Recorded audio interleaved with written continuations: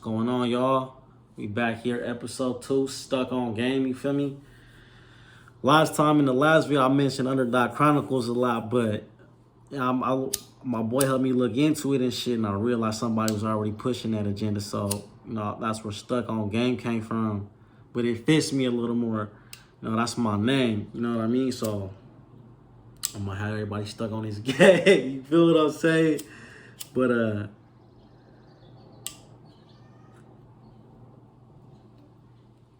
been talking to my Brody Doughboy a lot. He be helping me like come up with a lot of the shit that I'm starting to pursue right now. And something we've been pretty big on lately. I was like standing on shit. And I was thinking about it. I don't think people understand the severity of carrying yourself in a respectable way, you feel me? There's loyalty and then there's respect. Somewhere in the middle is where you get that standing on it. You know what I mean? You gotta back up what you talking about. There's a lot of people out there, and there's good, genuine people that will really, really have your back. And even if y'all living your life a certain way that may be looked down on, like, you gotta understand that there's deep loyalty behind that. And when someone chooses to really stand on that, like, it means something. And even when y'all go through whatever and you start like trying to be more productive or positive, like me and my boy, he be motivating me to do this. Doughboy, like, he's a big influence on me. So when he tell me something, I really hear it. But I know it's genuine. He ain't gonna lie to me and tell me some more bullshit that at the end of the day is sugarcoating it. So I respect that. So I'm not gonna trust his word. He carried himself like that. But you only gonna meet like a handful of people throughout your whole life that will really, really rock for you. But you meet some like solid, like they stand on everything they say. And those are the ones you gotta keep like hella close to. Living this lifestyle, you meet all kinds of people. I ain't gonna lie. I'd have met a lot of people, but like I remember being in 6th grade and I was in middle school. I went to Glenbrook. That's where I met my Brody Vic. Rest in peace, man. We began the journey right there. And I remember he used to tell me about hella shit. And a lot of the time I'll be like, Brody like just be talking crazy, but then he always like stood on that. Like everything he told me he was gonna do, he did it.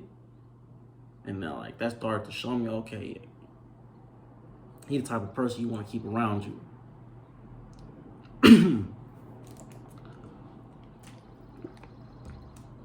When we started getting older, things started getting a little more serious. But I remember he moved to Vallejo and he got into some shit out there and his mom wasn't feeling it, so she moved him back out here to Concord. And by that time I was already in high school, so it's like we separated through the summer vacation, and then I ain't have my dog no more. I remember a little bit into the school year though, he ended up moving back to Concord though, and he ended up being in my PE class. I remember I seen him and I'm like, oh, so with my dog, man. And he was hella happy, and it was just like right back to it. Like nothing changed. I mean, he knew what time it was with me, so we just kept going. Like I said, he really was about everything he was talking about. He didn't have to lie. He wasn't faking it to kick it. Like, he was hella smart, you know what I mean? He had a good-ass head on his shoulders. So I remember we started doing our thing, though. We started getting a little bit of money. And like in high school, a lot of doors open because I started meeting more people. But you're young, you just going through it, me, like, especially like me, like, I'm getting in trouble at school at the time, so I got in trouble at the house over it. And I remember my mom used to take my phone away all the time, and that shit used to piss me off. But she would always tell me, like, I'll pay for that shit so I can do that. You know what I mean? So one time she took my shit, I was like, yo, fuck it then. I went and bought a phone, I connected it, whatever, little boosty ass Metro phone back in the day, but I just never cared about getting the phone back, so I just started doing like whatever I had to, because I would give this motherfucker, oh, I know nobody can take it. You know what I mean? So I was about to stand on that. I'll pay that bill, you feel me? But nobody was on the same hype as me, so we doing what we do. And I remember one time, some dude, he owed him some money. I remember he tell me, he's like, hey, Brody, bruh said he finally gonna pay me tomorrow, but I can't lie, I'm kind of tired of waiting. If he don't pay me tomorrow, I ain't gonna lie, I'm just finna get on him, right? But he kind of big, you feel me? He's like, you got my back? I'm like, what? Who is he? And then he told me, I'm like, man, whatever, fuck this motherfucker, you know what I mean? Just say go, you feel me? I got you. And the next day, he paid it. But I remember he told me, he's like, I ain't gonna lie, you my nigga for that. Cause I was really finna do it. I'm like, I already knew you were. If you play, it's time to go, you know what I mean? Like, it ain't no how to question that. And we got real close after that. It changed the way we looked at each other. I really knew, like, okay, he mean business, but he know, like, okay, my dog finna ride with me. And things progressed after that. I'm telling you, he was always just talking crazy. And he hella looked up to his big brother, and that nigga was thugging. But, you know, time just went on, and we both ended up living in Antioch. I probably was 15. Like, around 15, I really, like, started getting to know my way around there. I moved out there, and then, like, I think a few months later or some shit, I found out he moved his mom's apartment up the street. And so we was together all the time, doing badass shit. Like, you know what I mean? Roaming through that motherfucker like we just owned everything. And, you know, things start getting a little more serious as life goes on.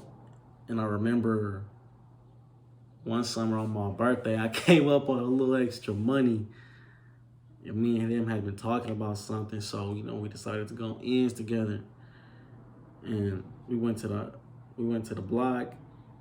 Me and him, we made a little purchase, you know what I'm saying? And I remember I'm leaving the homie's house, walking down the street, my phone rings. This dope boy, he called me, and I'm like, yo, what's up? He like, hey bro, gang task is right behind you. I turn around, I'm like, oh damn. But I so happen to know the people that live at the corner house. So I ain't gonna lie, bust the alley-oop, just walk up straight up there. Like, I'm just, you know what I mean, minding my business. And they just kept driving. And I remember we started to push off, and Brody like, I ain't gonna lie, bro, give me half of that. And I was like, for what? He's like, cause if you go to jail, I'm gonna go to jail with you. I'm like, bro, I ain't tripping, bro. I just, you know what I mean? It don't make a difference. Can I just take the whole shit, bro? And he's like, nah, bro, you my nigga. You go to jail, I'm gonna go to jail with you. It's mine too. And I'm like, all right, blood, whatever. And then he gave me whatever, and then we made it to our final destination. But going through the shit we were going through, that shit showed me a lot. Cause you find yourself in a situation, sometimes people talk the most gangster shit in the world, and then when that situation really comes, like, a motherfucker will get scared. And there was no loyalty behind it. He gonna pick himself over you. He wouldn't like that. It was genuine and real. Because he personally was, like, if he fuck with you, he fuck with you. So it was vice versa. Because I know if I tell you, I got you, bro, I got you, you don't gotta question that. And I ain't never shown nobody that they had to. You know what I mean? If somebody ended up on the bad side of the list, it's more like, I'll probably just have to stand on some shit. It ain't no hard feelings, like, you enjoy however you live it, man, but I know how you'll do me.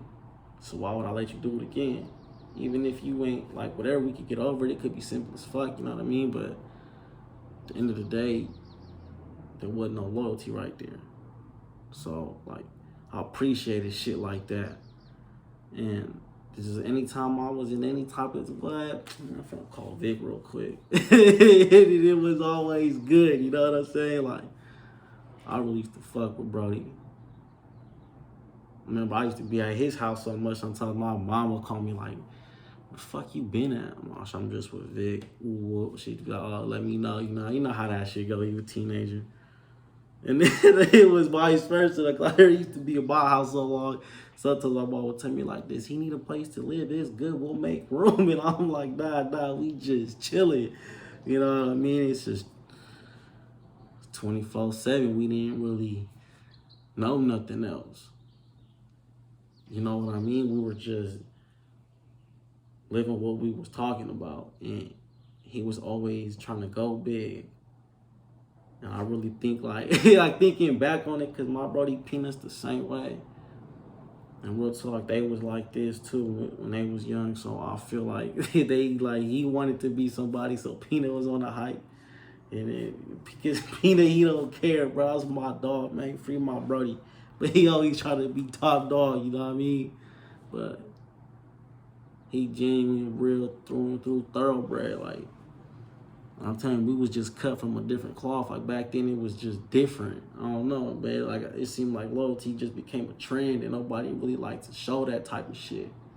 You know what I mean? It's not a lot of people that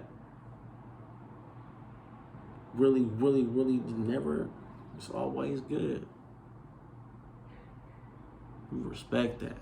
You remember that. Like, you know what I mean? Like, big name will live on, you feel me? And it's sad to say, but, you know, Brody passed on, and you look at the life he led, he did everything he said he was gonna do, and ain't no smut on his name when he went out. And saying all that to say, like, he died with a pistol in his hand, standing on shit. Like, whatever the situation was, like, Brody didn't go out like that. He was loyal to what he said, you feel me? He stood on that. It was a respectable person.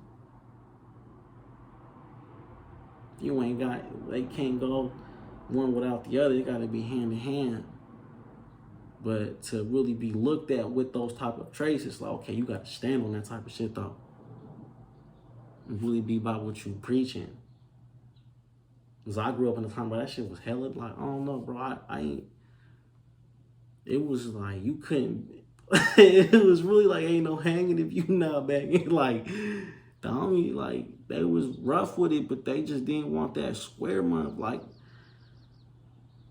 I could think of motherfucker, you know what I mean? He got scared. We never saw him again. And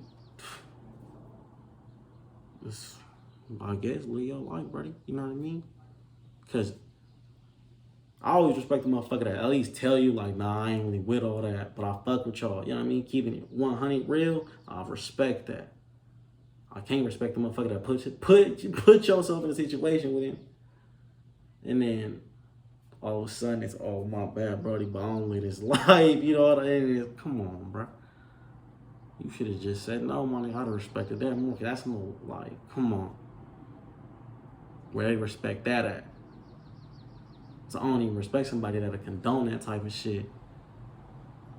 Like, I don't know, it gets deep with all that, but like, I ain't gonna lie, good ass homie, my nigga Snoops, man. That's my dog right there. Genuine, good homie. He used to really fuck with the young life. Like, he used to just be happy because we used to the motherfuckers just going crazy. And like, he showed you though, like, he wasn't gonna just respect you.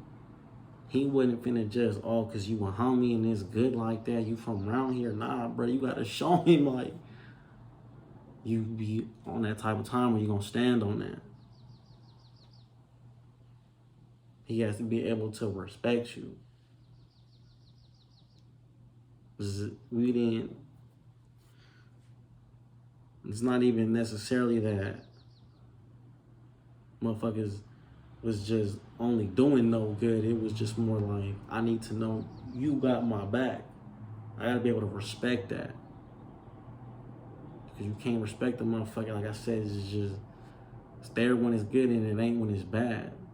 You gotta earn your respect, and he really showed us that as like young motherfuckers. Yeah, he used to just rough us up.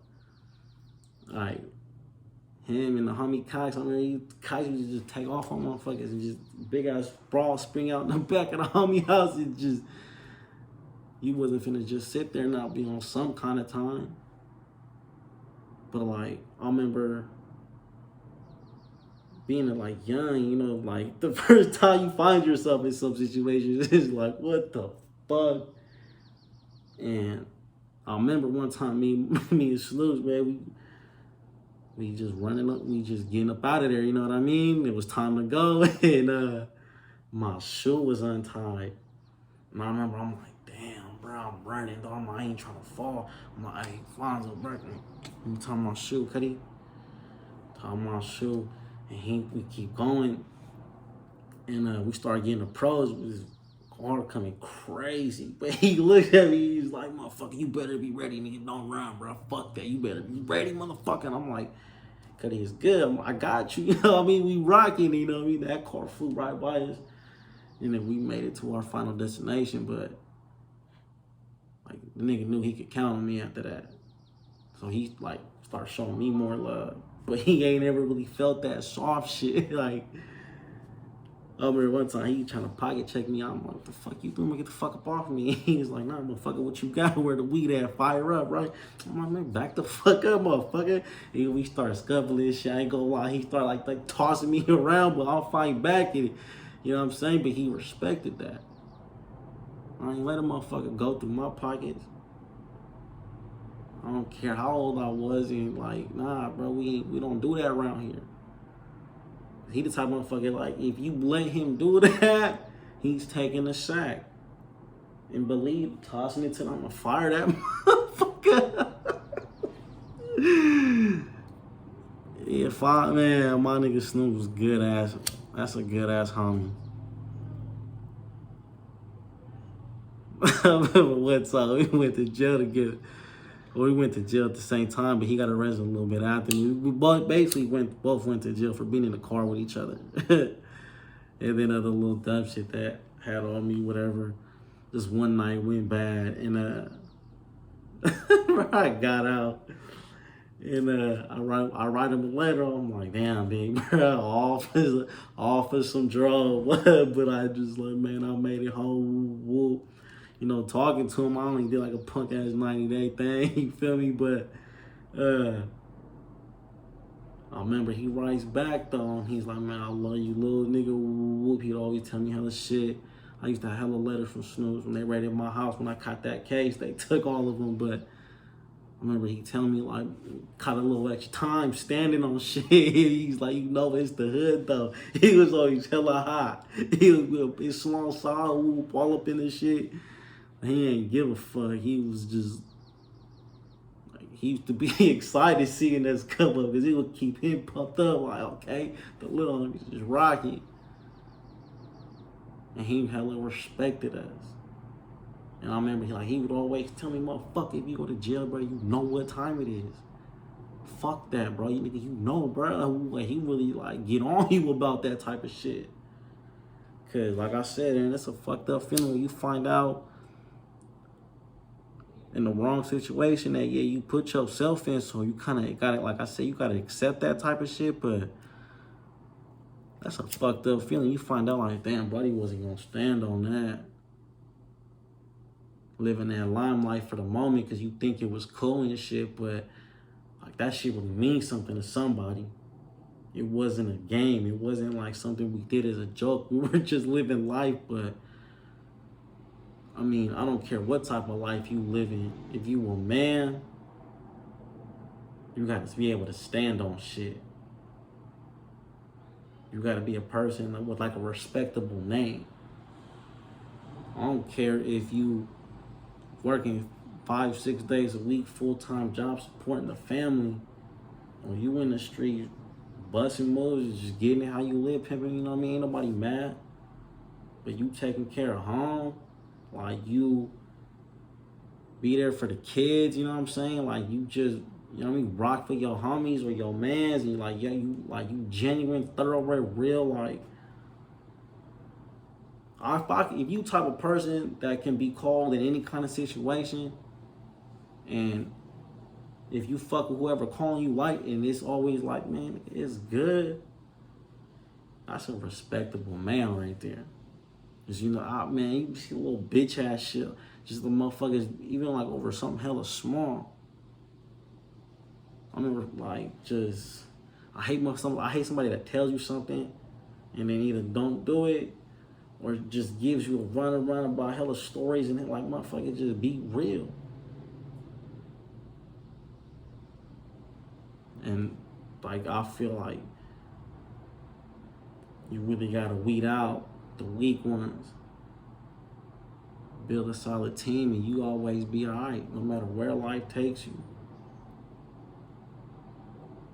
And like, that nigga really always showed me how to really stand on shit and just really be about what you say you about. And if you not, then just say that.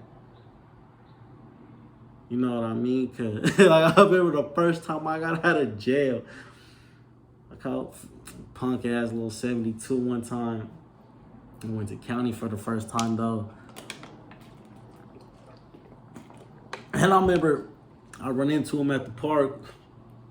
My brody Kevo and Doe picked me up. We run into this dude's at the park. But he, you know what I mean? He always just hyper up. He was drinking and shit. I heard he rock up on me. He like, motherfucker, what module you go to? I'm like, where the fuck I was supposed to go? Cause like that, him especially, since I was young, always like made sure I knew to get down. I didn't have to,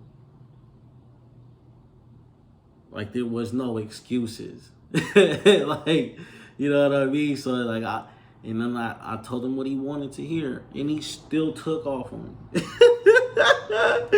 I ain't gonna lie, just cause it. Then we start scraping. I'm like, cause the cops took my belt. So when I got out of jail, I'm trying to pull my pants up, and he like, nah, he ain't gonna play that. He's just, so I ain't gonna manage to get my pants up. I sock him as hard as I could in his chest. I ain't gonna lie, he was just drunk though, but I knocked the wind out of him, and then he just finally stopped, and I ain't gonna lie though, but we just hugged each other after that. Like, that's my nigga. And he really like showed me how to stand on shit. Showed me how to rock and be a genuine person. Cause like, he'll talk a lot of shit and rough you up, but he trying to like make sure you about it, but he always had your best interest if he knew the situation you was in. That's not a motherfucker that'll lead you wrong. Like, he the type of motherfucker, like, when he's saying something, you know he being serious, you respect it. Like, okay, that's big bro right there. When he tell me that, I know it means something. He been a crazy motherfucker his whole life. But it's like, through the handful of real ones that I have met, I learned loyalty and respect. And standing on it is why I can carry my name the way that I do and walk through my neighborhood in good standings, you know what I'm saying, and just live my life. Because it was never no square ass shit. You know what I mean? I fucked with the old heads in the hood, and I fucked with the young hot heads. Like, my name's good, you know what I mean? And it was standing on everything that I ever had to stand on. And when the white folks is trying to take your life away over some shit you just had to stand on, like, it changes your mindset. But if you going through that with somebody and they stood on that with you, in any type of situation, whether it's a life or death situation, like, if you at the deepest point really needed somebody by your side and they stand solid with you, that means something. And in my shoes, that meant a lot when my partner Doughboy did it. And it's just like,